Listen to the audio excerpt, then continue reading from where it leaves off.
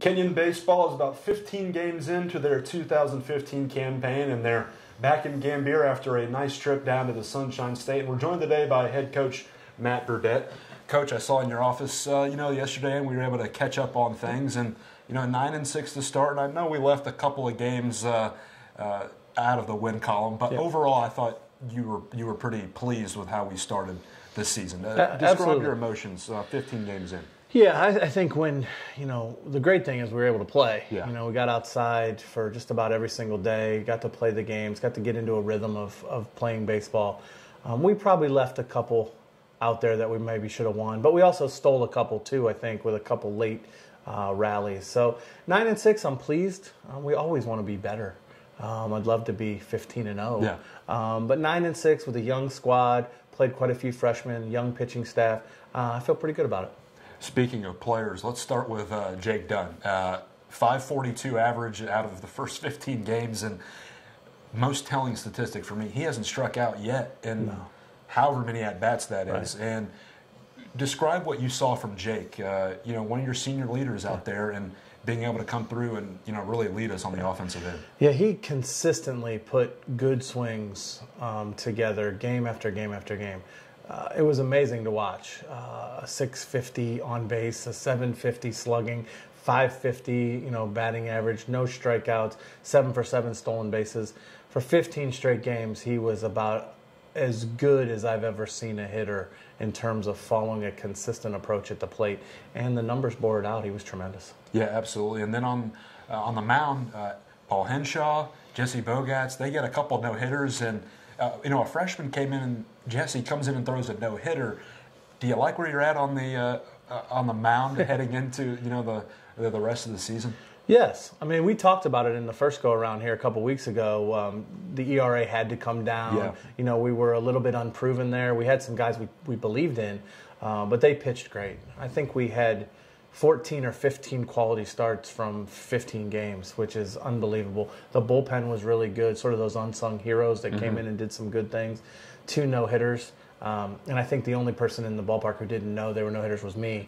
I was sort of oblivious to it. Well, you don't want to jinx them during the game, right? and I think I was trying to, not unknowingly, but we pitched really, really well.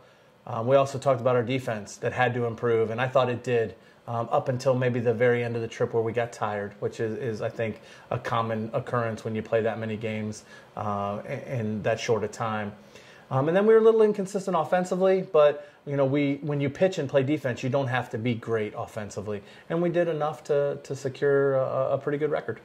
Your freshman catcher, Max Warren, 14 games started down in Florida.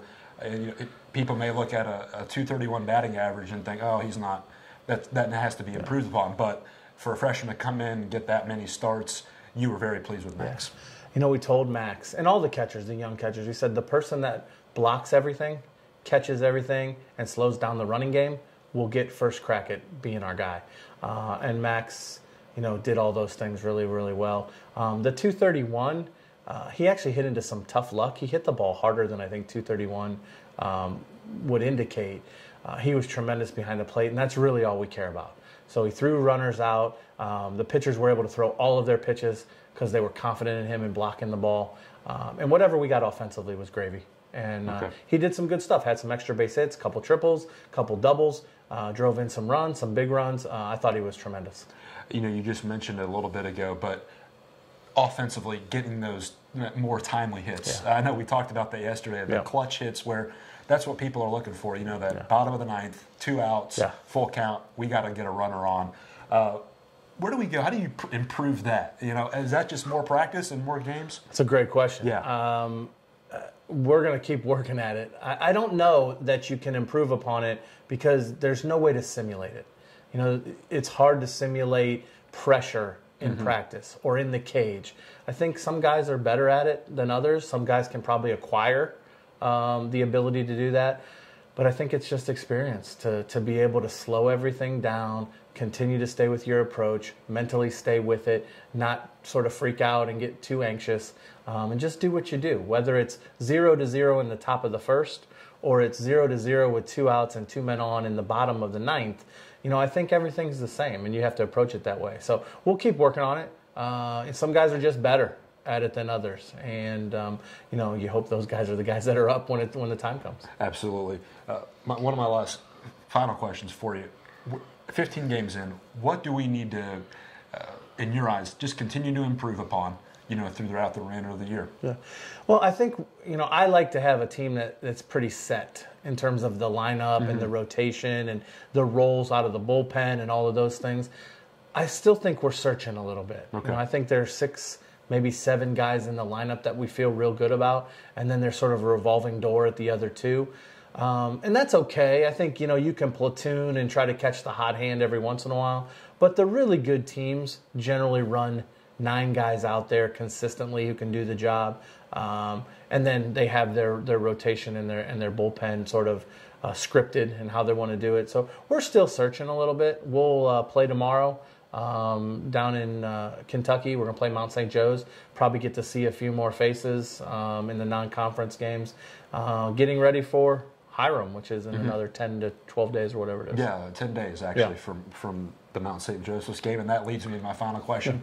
Again, we're in Kentucky, Big Blue Nation tomorrow, and obviously they're a crazy state. But what's our expectation tomorrow against Mount St. Joseph? We're probably going to see a lot of pitchers.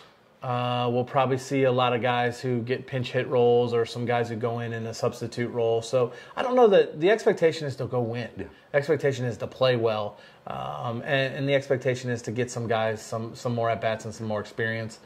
We don't have any other games scheduled from then until we open up against Hiram. So the 10-day layoff. So we want to see as much as we can see tomorrow and then really get after it and get, 8 to 10 really good practice days in before Hiram comes to town at the end of the month. All right, Coach. I want to thank you for your time. Good luck tomorrow against Mount St. Joseph's. And if you run into John Calipari, maybe get an autograph and a picture. Absolutely, will do. All right, Coach. Thanks for your time. Thank you. That was head baseball coach Matt Burdette. His team taking on Mount St. Joseph's in Florence, Kentucky tomorrow. A 9-inning game starting at 6 o'clock. And we'll have coverage on athletics.kenyon.edu after the contest is over. For the head coach, I'm Clayton Kaufman. We'll see you next time on the Kenyon Sports Connection.